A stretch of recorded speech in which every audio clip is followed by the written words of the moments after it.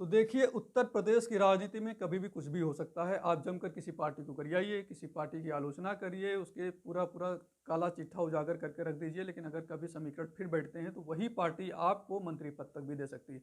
अब सूत्रों के हवाले से खबर आ रही है कि ओपी राजभर, जो सुभाषपा के राष्ट्रीय अध्यक्ष हैं, जिन्होंने बीजेपी पर पूरे उत्तर प्रदेश में घूम घूम कर हमला किया था, वो कह रहे थे कि बाबा जी को वहीं भेजेंगे जहाँ से वो आए, यानी कि योगी जी को। अब खबरें ये आ रही हैं कि उन्हीं योगी जी की सरकार में मंत्री भी हो सकते हैं। सूत्रों के हवाले से खबरें आ रही थी कि कल ओपी राजभर दिल्ली में अमित शाह से मिले हैं। इसके अलावा सुनील बंसल और धर्मेंद्र प्रधान से भी उन्होंने मुलाकात की है। मुलाकात करने के बाद कयास लगाए जा रहे हैं कि बीजेपी में इनको मंत्री पद दिया जा सकता है और एक बार फिर से बीजेपी गठबंधन का हिस्सा हो सकते हैं, यानी कि एनडीए में शामिल हो सकते हैं। आपको बता दें कि 2017 के चुनाव के समय इन्होंने बीजेपी के साथ ही मिलकर लड़ा था और उस समय इनकी पार्टी के 2-4 विधायक भी बने थे। उसके बाद इनको मंत्री पद बनाया गया था, लेकिन 2019 में कुछ खटपट हो गई थी, जिसके बाद ये बीजेपी से अलग हो गए थे, यानी कि एनडीए से अलग हो गए थे। और उसके बाद लगातार इन्होंने बीजेपी पर हमला किया था। बीजेपी हमला करने के बाद सपा में शामिल हुए थे। सपा में शामिल होने के बाद कह रहे थे कि सपा को हम पूर्ण बहुमत की सरकार इस बार सपा की पूर्ण बहुमत की सरकार इस बार बनाएंगे। लेकिन हुआ क्या, सपा की पूर्ण बहुमत की सरकार नहीं बनी, बीजेपी की फिर से बन गई। अब सवाल ये है कि इनके जो विधायक हैं, तो फिर अगर ये जाते हैं तो वो भी जाएंगे। और इनके विधायक एक हैं अब्बास अंसारी, मऊ के, मुख्तार अंसारी के लड़के। सवाल सबसे बड़ा ये है कि अगर बीजेपी इनको अपनी पार्टी में शामिल करती है तो इनके विधायकों को भी कहीं ना कहीं शामिल करेगी, और तो फिर क्या मुख्तार अंसारी के लड़के अब्बास अंसारी भी एनडीए का इस बार हिस्सा हो जाएंगे? सबसे बड़ी चीज़ ये होने वाली है।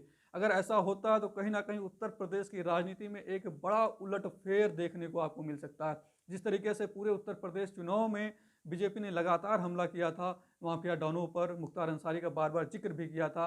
अगर मुख्तार अंसारी के लड़के अब इस गठबंधन में शामिल हो जाते हैं तो इसके मायने क्या होंगे? खैर, जो सुभाषपा के राष्ट्रीय अध्यक्ष हैं ओपी राजभर ने इन्होंने मीडिया में बताया है कि ऐसा कुछ भी नहीं है। 2024 का चुनाव वो सपा के साथ ही मिलकर लड़ेंगे।